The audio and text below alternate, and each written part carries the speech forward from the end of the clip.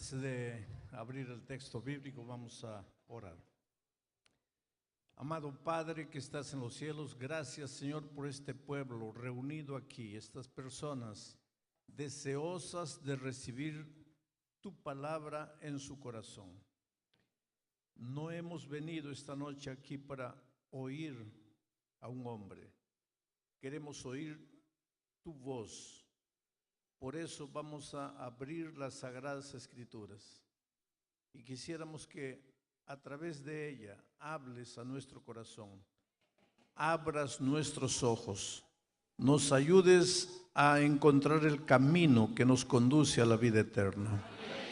Bendice a las miles de personas que están recibiendo en este momento la señal a través de la radio, del internet y de otros medios. Padre querido, extiende por favor tu mano, toca la vida de cada persona, de los que han llegado esta noche aquí, de los que están recibiendo el mensaje en otros lugares, pero tú conoces la vida de cada uno, las luchas, las aflicciones, las tristezas, las alegrías. Prepara esos corazones, Señor, para que tu palabra produzca vida, frutos para vida eterna. Esta noche, al final del mensaje, cuando hagamos el llamado, que esas personas tocadas por tu Espíritu sean sensibles y oigan el llamado de tu voz. Gracias, Señor, por la bendición de abrir tu palabra. En el nombre de Jesucristo. Amén. Mis hermanos, muy buenas noches. Estamos aquí reunidos para escuchar la palabra de Dios. Estas 4 noches, quiere decir 3 noches y una mañana que estaré aquí en este territorio, predicaré 4 mensajes extraídos del libro del profeta Daniel. Este libro es interesante y es vasto. Yo podría predicar por lo menos unos 100 sermones del libro de Daniel y solo tengo 4, no da. Voy a tocar con la punta de los dedos el texto bíblico. El libro de Daniel tiene 12 capítulos. Los 6 primeros capítulos son historias y los 6 últimos capítulos son profecías. Pero estas profecías de los 6 últimos capítulos están reflejadas en las historias. Y las historias de los primeros 6 capítulos se desarrollan de alguna manera en las profecías. Están entrelazadas, historias con profecías. Como digo, no tengo tiempo suficiente para exponer todo el libro, pero vamos a tocar algunos mensajes. Vamos a abrir el texto bíblico en el libro de Daniel, capítulo 1. De los versículos 1 al 8, ahí está el contenido, el mensaje para esta noche. Pero, no sé si están listos, he pedido que me proyecten el texto bíblico en la tela y no sé si va a ser posible. Esperamos que mañana sí. Y he pedido que proyecten el texto bíblico en la tela por un simple motivo. Las estadísticas son crueles. Las estadísticas son tan crueles como la balanza y como el espejo. Si tú tienes tendencia a engordar como yo, no te subas a la balanza, porque la balanza no te va a decir lo que quieres oír. Lo que quieres, te va a decir la verdad, aunque te duela. Y si eres feo, pues no te mires al espejo, porque el espejo no te va a decir lo que tú quieres, te va a decir la realidad. Así son las estadísticas. Las estadísticas son crueles. ¿Y sabes lo que las estadísticas dicen? Esta es una estadística norteamericana, pero de un país para otro no hay mucha diferencia. Las estadísticas dicen que de las personas que van a la iglesia Y esta no es una estadística solo de la iglesia adventista, sino de todas las iglesias. De las personas que van a la iglesia, en números redondos, 70% no llevan la Biblia a la iglesia. Es lo que las estadísticas dicen. Y eso es triste. Porque mi pregunta es, si tú no llevas Biblia a la iglesia, ¿a qué vas? Y yo sé a qué vas. Vas a escuchar un sermón bonito. ¿Y quién va a predicar el sermón? El pastor. ¿Y quién es el pastor? Un hombre. Y tú vas a creer todo lo que ese hombre predique. Porque tú no tienes la Biblia para ver si está predicando la Biblia. Tú simplemente estás creyendo. Ahora, yo en nombre de los pastores te agradezco por la confianza, porque realmente confías en nosotros. Pero ¿y si te engañamos? ¿Cómo vas a saber si te estamos engañando o no? Porque no tienes Biblia.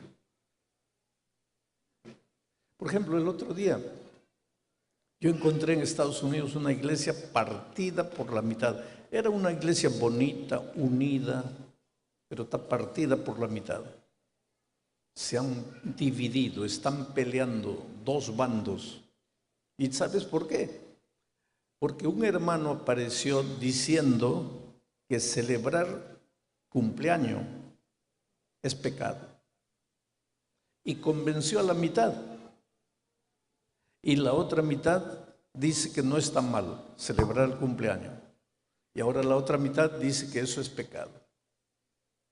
Y por esas cosas de la vida pasé por esa iglesia. Y hablé con el líder de este grupo que dice que celebrar cumpleaños es pecado. Y yo le hice una pregunta simple, hermano. A ver, dígame, ¿en qué parte de la Biblia dice eso? Y él me dice, no, pastor, no está en la Biblia. ¿Y por qué haces tanto problema? No, pero el pastor fulano ha dicho. Qué bonito, ¿no? El pastor fulano dice y ya es ley.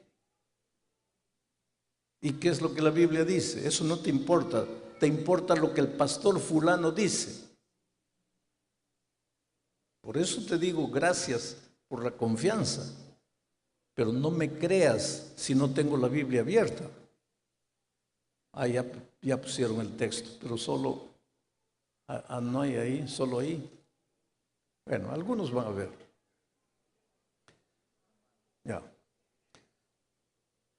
Hoy día no necesitas tampoco traer la Biblia en papel. Muchos tienen la Biblia en su celular, porque el mundo está cambiando. Entonces, no importa si la Biblia está en el celular, en el tablet, en el papel, y si alguien quiere traer su pergamino, también puede traer. El asunto es tener la Biblia abierta para ver si el pastor está predicando lo que la palabra de Dios dice, o está predicando algo que él imagina y no está basado en la palabra de Dios. Entonces, vamos al texto. Mira, el versículo 1 dice así. En el tercer año del reinado del rey Joacín de Judá, el rey Nabucodonosor de Babilonia vino a Jerusalén y la sitió, la cercó para destruirla. Aquí se mencionan dos ciudades, Babilonia y Jerusalén. Interesante que esas dos ciudades están mencionadas en el libro de Génesis y están mencionadas en el libro de Apocalipsis. Y están mencionadas a lo largo de la Biblia. Y siempre estas dos ciudades están en conflicto. Y siempre Babilonia atacando Jerusalén. Jerusalén nunca ataca a Babilonia. Babilonia ataca a Jerusalén. La primera vez que Babilonia se menciona en el capítulo 11 del libro de Génesis, por ocasión de la construcción de la Torre de Babel. En una llanura llamada la llanura del Senir, se reunieron los hombres después del diluvio y dijeron: vamos a construir una torre tan alta que llegue al cielo. La Torre de Babel. Interesante que ese deseo de esos hombres, vamos a construir una torre tan alta que llegue hasta el cielo, esa intención, ese deseo, lo tuvo mucho tiempo antes en el cielo un ángel llamado Lucifer que dijo: subiré hasta el cielo. Ahora en Génesis, el grupo de hombres dice: vamos a construir una torre tan grande, tan alta que llegue hasta el cielo. Desde ese momento, Babilonia pasa a representar a los hombres que no reconocen la soberanía divina, a los hombres que no quieren andar en los caminos de Dios, que piensan que saben lo que es mejor para sí, que desean andar en sus propios caminos, que no tienen en cuenta la palabra de Dios, que ellos deciden lo que van a hacer. A partir de ahí hay dos pueblos. El pueblo que reconoce a Dios como el Dios soberano, simbolizado por Jerusalén, porque Jerusalén también es mencionada por primera vez en el libro de Génesis, cuando Abraham se encuentra con Melquisedec, rey de paz, Melquisedec que no tiene padre ni madre, Melquisedec el símbolo de Jesucristo. Jerusalén simboliza a todos los seres humanos que reconocen la soberanía divina, que quieren andar en los caminos de Dios, que tienen en cuenta en su vida la palabra de Dios. Y Babilonia simboliza a todos los seres humanos que no reconocen la soberanía divina, que quieren andar en sus propios caminos, que quieren hacer lo que ellos piensan y no lo que Dios determina. Ahora en el libro de Daniel, en el versículo 1 del capítulo 1, volvemos a encontrar a Babilonia y a Jerusalén. En el libro de Apocalipsis vamos a encontrar en el capítulo 17 a Babilonia condenada, destruida, acabada.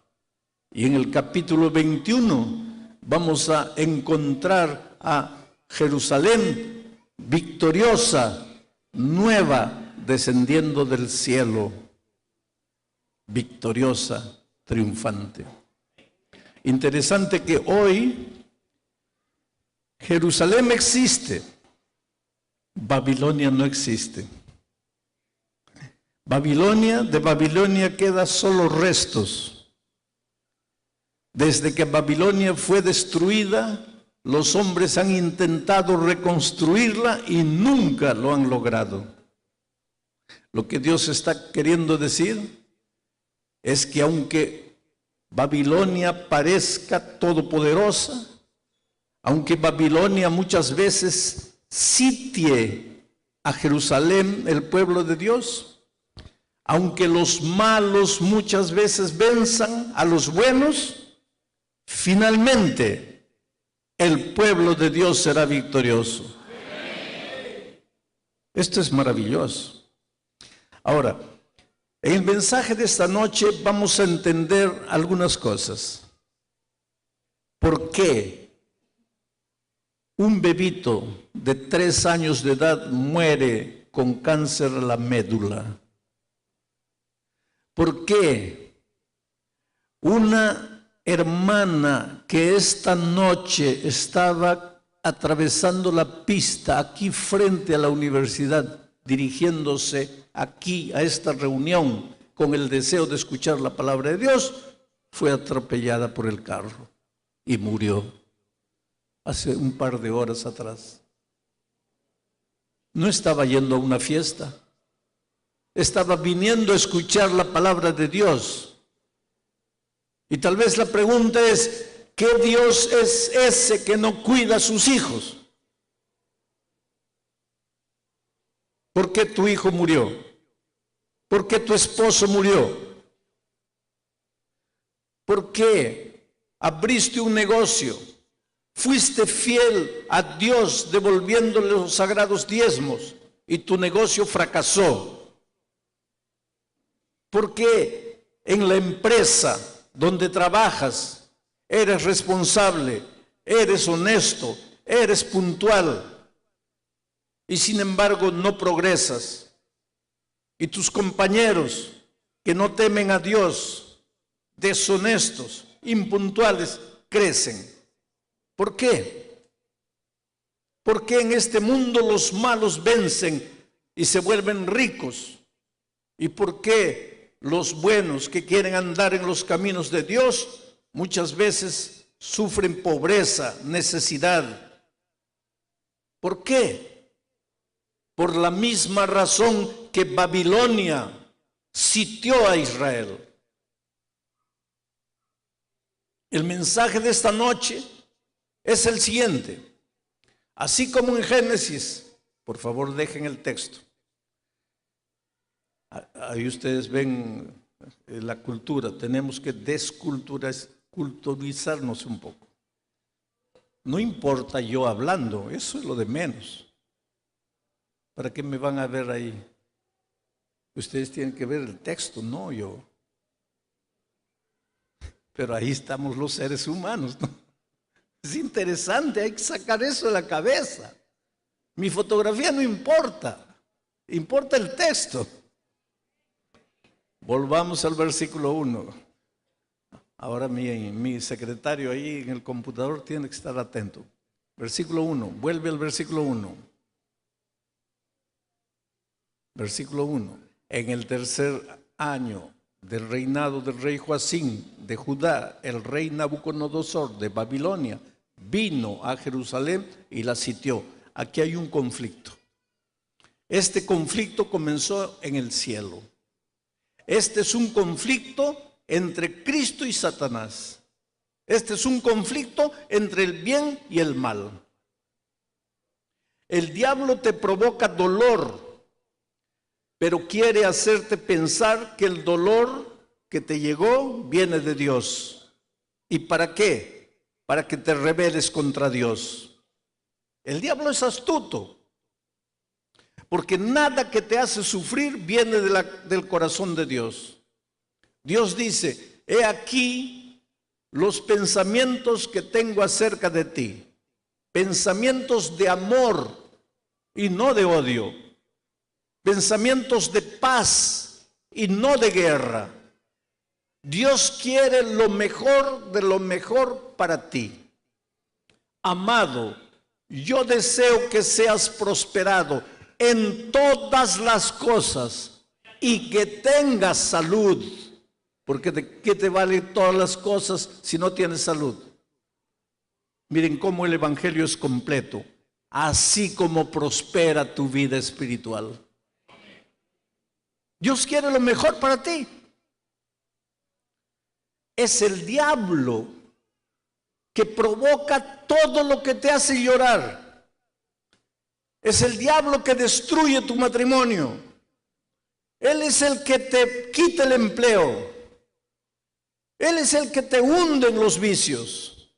Él es el que arruina tu vida. ¿Y para qué lo hace?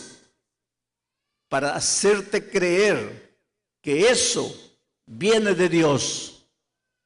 Porque al mismo tiempo que te trae el dolor y el sufrimiento, Él viene y te sopla aquí al oído y te dice: si Dios es poderoso, ¿por qué no te libra?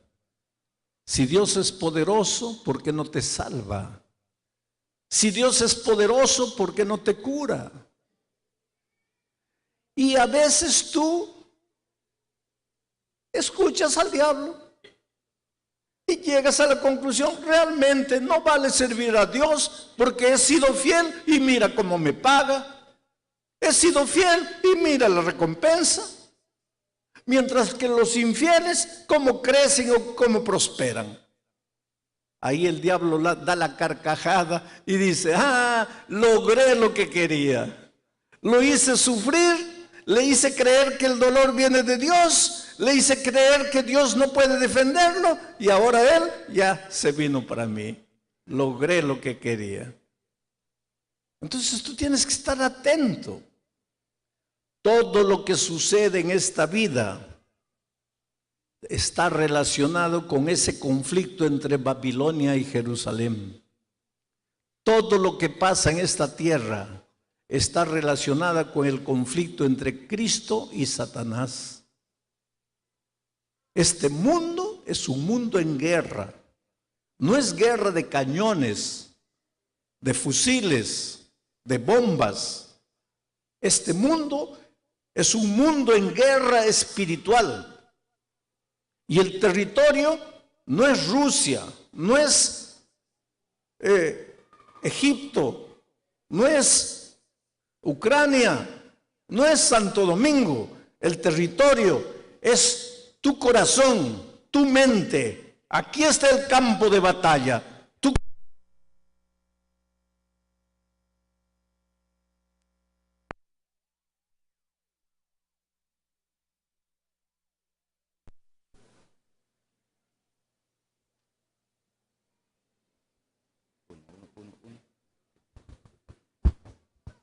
Muy bien. Ahora no digan que el diablo ha hecho eso, ¿eh?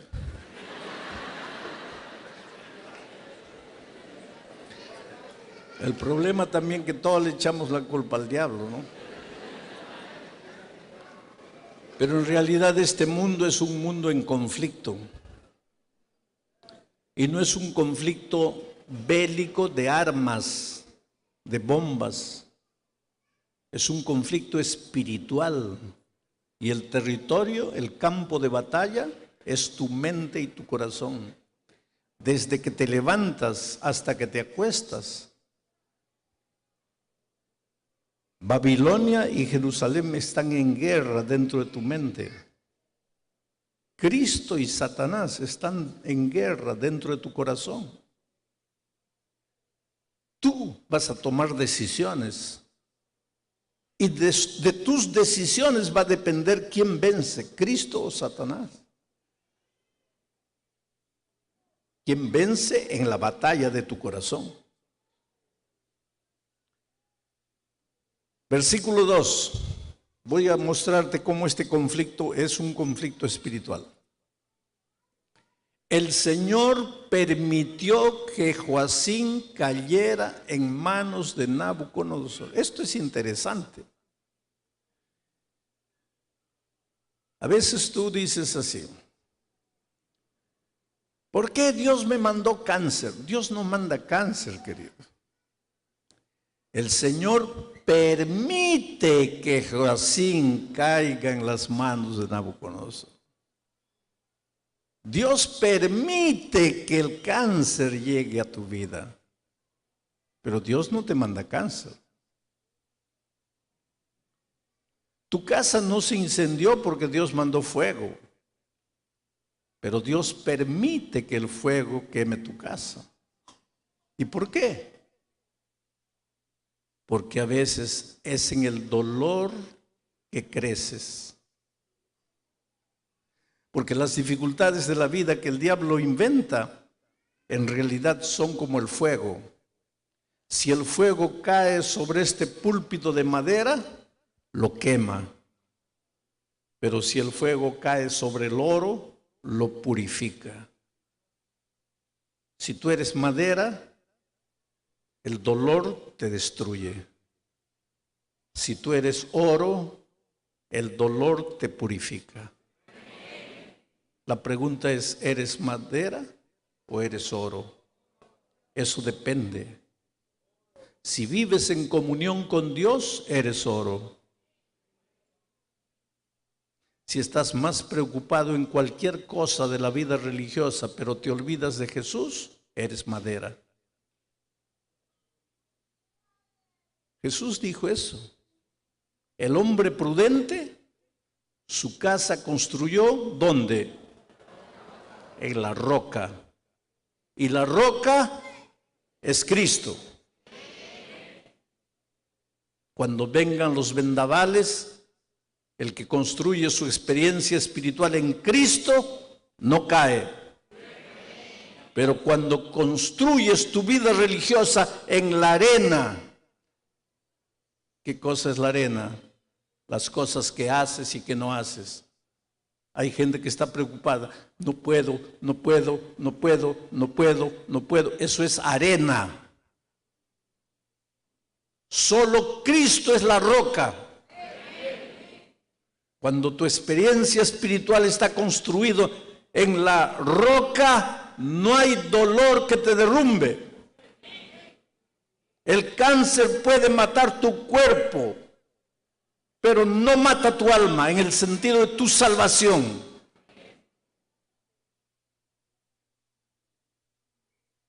El Señor permitió que Joacim cayera en manos de Nabucodonosor. Y muchas veces el Señor permite que el diablo toque nuestra vida. Así fue con Job. El Señor permitió que el diablo le quitase todo. Pero si permaneces fiel, si como Job dices, yo sé en quién he creído, Dios te va a devolver todo y te lo va a devolver en doble. A Job le devolvió el doble de casas, el doble de hijos, el doble de haciendas, el doble de ganado. Lo único que no le devolvió en doble fue la esposa. Porque Dios siempre quiso que su pueblo tuviera una sola esposa. El Señor permitió que Joacim cayera en manos de Nabucodonosor. Junto con él cayeron en sus manos algunos de los utensilios del templo de Dios. ¿Por qué Nabucodonosor entró al templo de Dios y tomó los utensilios del templo de Dios, los cuales Nabucodonosor se llevó a Babilonia y puso en el tesoro del templo de sus dioses? Porque esta guerra es una guerra espiritual.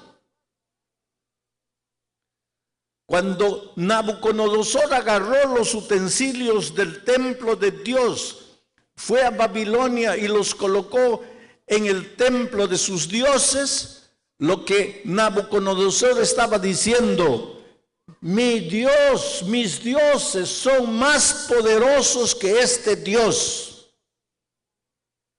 que el Dios de Israel.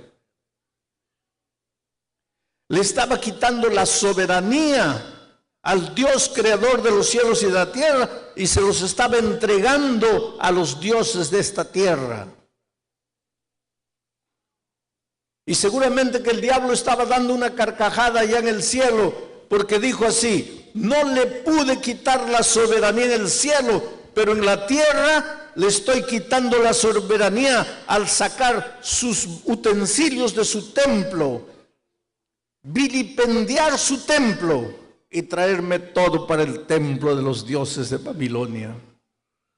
Y es que, querido, por nuestra desobediencia, por nuestra falta de fe, por nuestra falta de entendimiento del tema maravilloso de la justificación por la fe, muchas veces nosotros permitimos que el diablo aparentemente venza, que aparentemente sea más poderoso que Dios.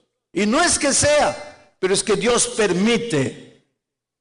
¿Por qué? Porque Dios no puede forzar la voluntad de nadie. Dios va a dejar que la historia corra como tú decidas que corra, pero finalmente va a intervenir. En este mundo tú puedes hacer lo que te plazca, querido, porque Dios te ha dado libertad. Pero un día, más tarde o más temprano, vas a tener que rendir cuentas a Dios de lo que has hecho con tu libertad. En este mundo puedes negar la Biblia, puedes decir que todo es tontería, puedes salirte de la iglesia, puedes luchar contra la iglesia, puedes condenar a los pastores, puedes criticar, puedes juzgar, puedes decir que todo esto es mentira, que todo no pasa de un negocio. Tú puedes pensar lo que quieras, eres libre de hacerlo, pero más tarde o más temprano vas a tener que rendir cuentas a Dios de la libertad que Él te dio. En cierta ocasión yo conversé con un grupo de adolescentes que estaba fumando macoña, marihuana en páginas de la Biblia. Y les pregunté, ¿pero por qué hacen eso? Y el jefe de ellos me miró y me dice, ¿y por qué no lo podemos hacer? Le digo, porque esa es la palabra de Dios. ¿Cómo van a arrancar las hojas de la Biblia para fumar marihuana? Y él me dice, ¿y cuál es el problema? ¿Cómo cuál es el problema? Tienes que ser más respetuoso con Dios. ¿Qué Dios? Dios no existe. Digo, ¿cómo vas a decir que Dios no existe? Estás vivo porque Dios existe. Y él me dice, muchacho de 15 años, si Dios existe, le doy 30 segundos para que me quite la vida. Y comenzó a controlar el reloj. Y completó 30 segundos. Y no pasó nada. Y entonces él atrevidamente me mira y dice, ¿palabra de quién es este libro? Y Dios le da libertad para eso. Tú puedes hacer lo que quieras con tu vida. Ahora no me digas que por eso la vida es tuya, porque tú no eres nada delante del poder de Dios. A veces de mañana estás para tomar desayuno y una hormiguita atrevida quiere meterse en tu taza y tú con el meñique la haces polvo. Si Dios quisiera que tú murieras, no se daría siquiera el trabajo de mover el meñique. Bastaba que el sol no saliera y ya estabas muerto. O bastaba que el sol calentara 7 veces más y ya estabas muerto. Dios es Dios. ¿Puedes reconocerlo? No. Dios es Dios. Si le das el control de tu vida, serás feliz y victorioso. Si no, Él dejará que la historia corra. Él dejará que aparentemente el diablo venza. Pero un día Él va a intervenir. Un día, cuando no tengas a dónde ir, cuando no tengas qué hacer, tendrás que volver a Dios y reconocer su poder, como lo hizo el propio pueblo de Israel. El Señor permitió que Joacim cayera en manos de Nabucodonosor. Junto con él cayeron en sus manos algunos de los utensilios del templo de Dios, los cuales Nabucodonosor se llevó a Babilonia y puso en el tesoro del templo de sus dioses. Versículo 3. Además el rey le ordenó a Aspenaz, jefe de los oficiales de su corte, que llevara a su presencia algunos de los israelitas pertenecientes a la familia real y a la nobleza. Siguiente versículo. Debían ser jóvenes, apuestos, sin ningún defecto físico, que tuvieran aptitudes para aprender de todo y que actuaran con sensatez, jóvenes sabios y aptos para el servicio en el palacio real, a los cuales Aspenaz debía enseñarles la lengua y la literatura de los babilonios. Debían ser jóvenes, porque el diablo es inteligente. Hoy día el diablo continúa buscando jóvenes. Los está destruyendo con el sexo libre, con las drogas, con la promiscuidad, con las filosofías baratas, con la miseria de este mundo. El diablo sigue buscando jóvenes brillantes.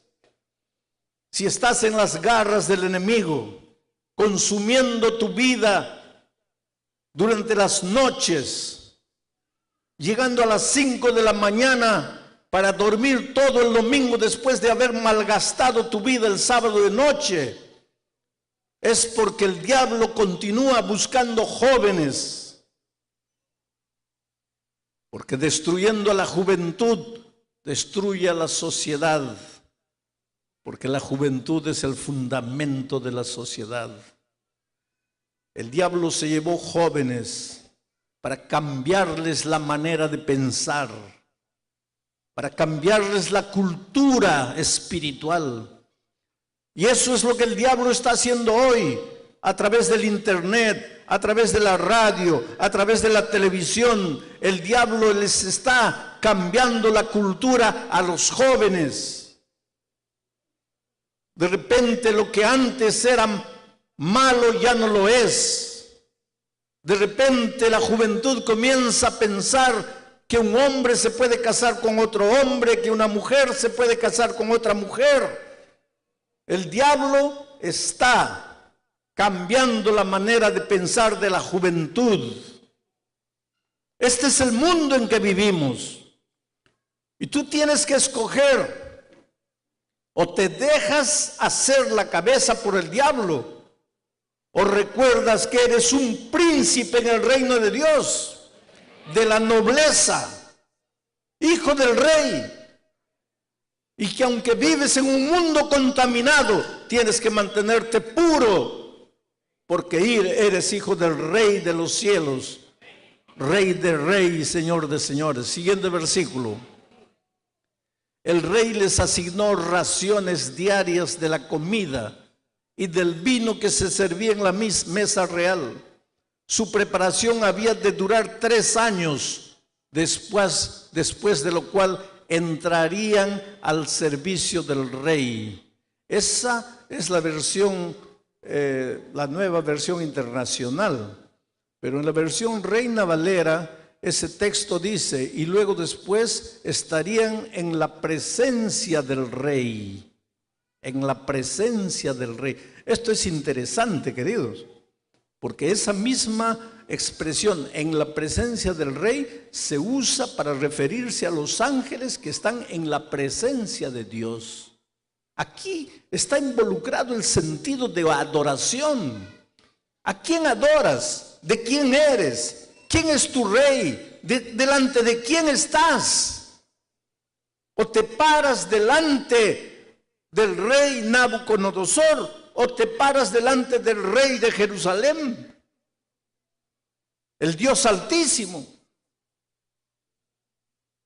El diablo trata de cambiar tu cultura, tu manera de pensar, tu cabeza, tus principios, tus valores, porque finalmente lo que quiere es llevar a la humanidad a pararse, así como los ángeles delante de Dios, pero pararse delante del enemigo de Dios, encurvarse delante del enemigo de Dios, reconocerlo como su soberano Señor, servirlo como esclavo, hacer lo que Él quiere, caminar en sus caminos, transitar por sus senderos. Eso es lo que finalmente quiere el enemigo. Siguiente versículo. Entre esos estaban Daniel, Ananías, Misael y Azarías de los hijos de Judá. Siguiente versículo. A estos el jefe de los eunucos puso nombres, puso a Daniel, Belsasar, Ananías, Sadrach, a Misael, Mesac y Azarías, Abednego. Quiere decir, la otra cosa que el rey de Babilonia hizo es cambiarles el nombre. ¿Y qué cosa simboliza en la Biblia el nombre de una persona? El carácter. Y eso es lo que el diablo hace, cambiar el carácter. Cuando salimos de las manos de Dios, éramos semejantes a Dios en el sentido del carácter. Nuestro carácter era carácter perfecto como el de Dios.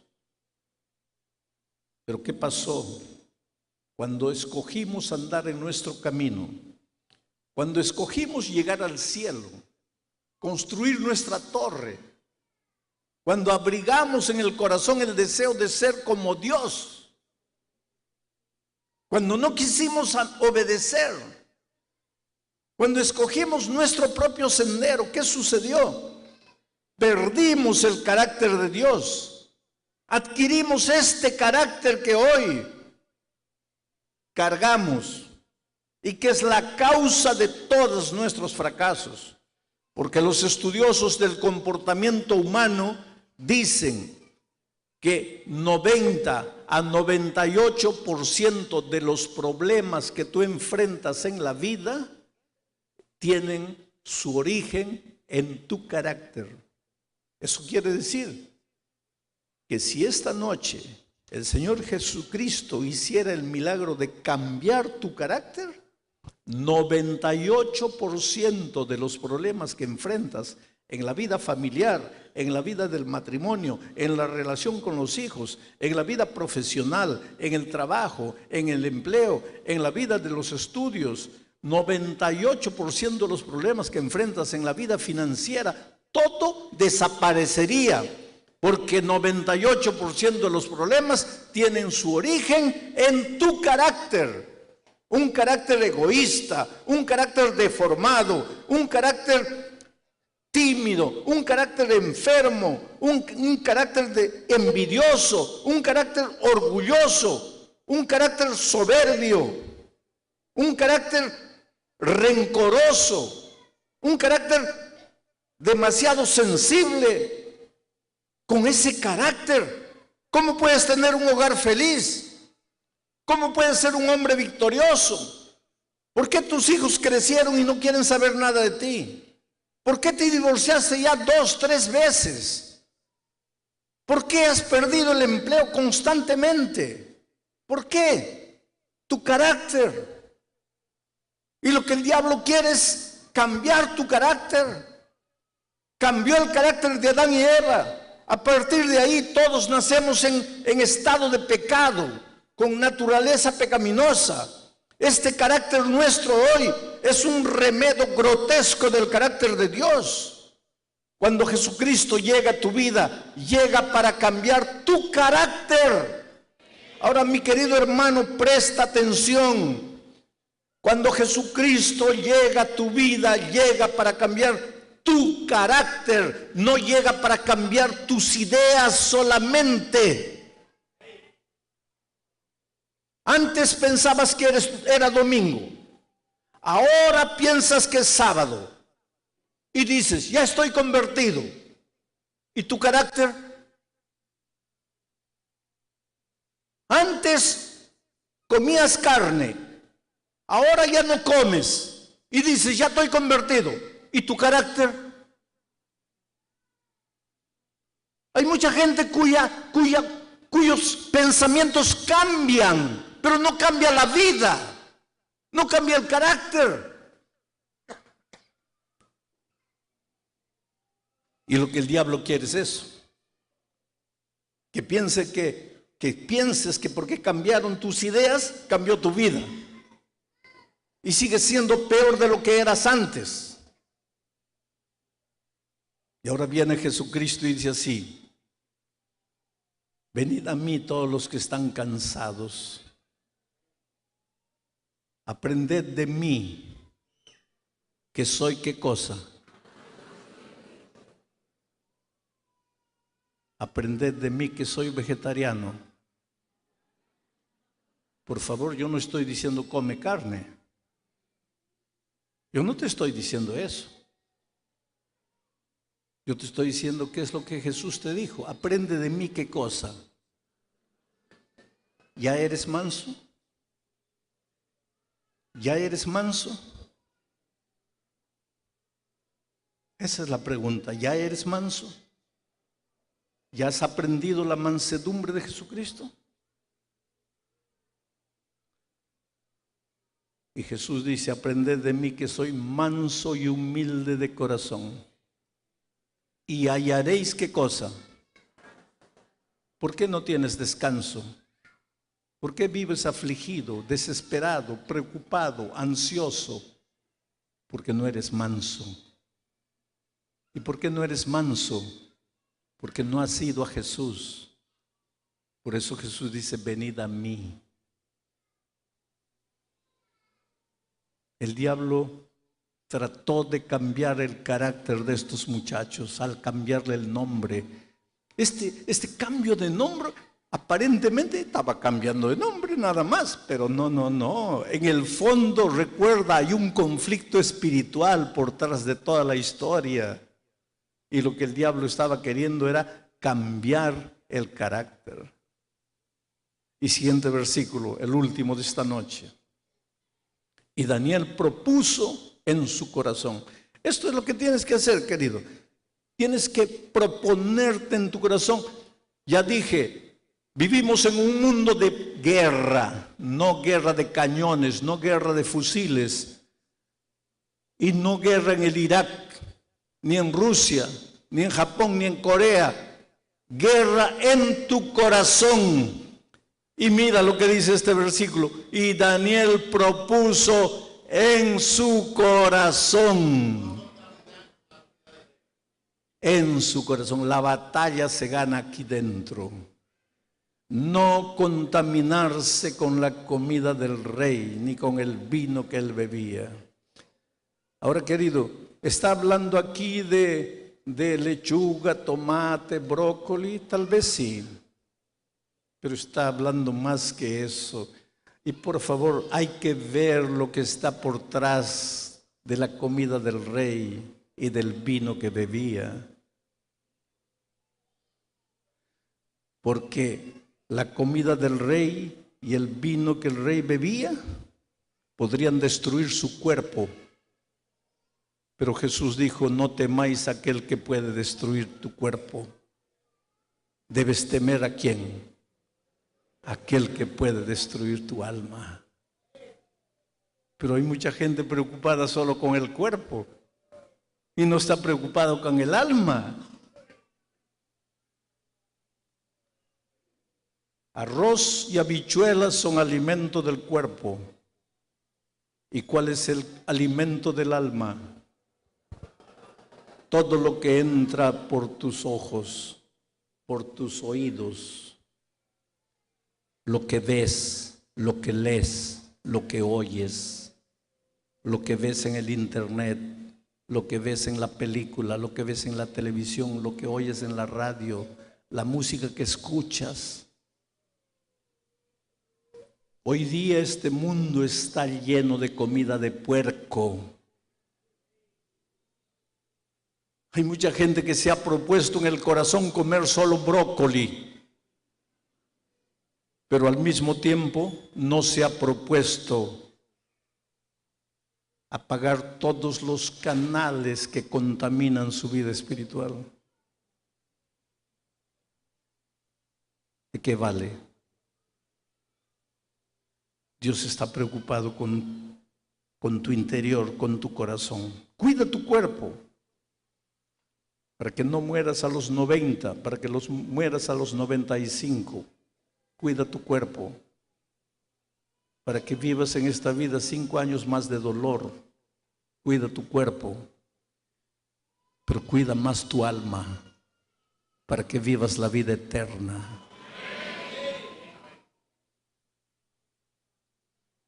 No pienses que porque cuidas solo tu cuerpo eres un buen adventista, eres un buen cristiano.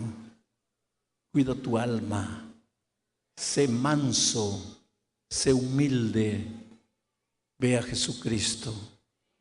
Deja que Él cambie tu carácter. Y cuando Él cambie tu carácter, 98% de los problemas de tu vida desaparecerán. Dios te ama. Eres precioso a los ojos del Señor. En este momento, el Señor mira tu corazón. Sabes el dolor que cargas, Él conoce. Sabe tu vida, las culpas que te atormentan, las noches que no duermes. Ahí me estás escuchando por la radio, tal vez sentado en un bar, reunido con amigos, escuchando el sermón. Tal vez en la cama de un hospital, tal vez en la celda de una prisión, tal vez en la carretera mientras viajas. Y el Espíritu de Dios te alcanza y te dice: hijo, yo te amo como eres, he venido a salvarte. Estamos en un mundo de guerra espiritual, en un mundo de conflicto. Quiero que seas mío. Quiero que te propongas en el corazón que vendrás a mí, que me seguirás, que dejarás que yo te guíe, que yo te acompañe por los caminos de la vida eterna.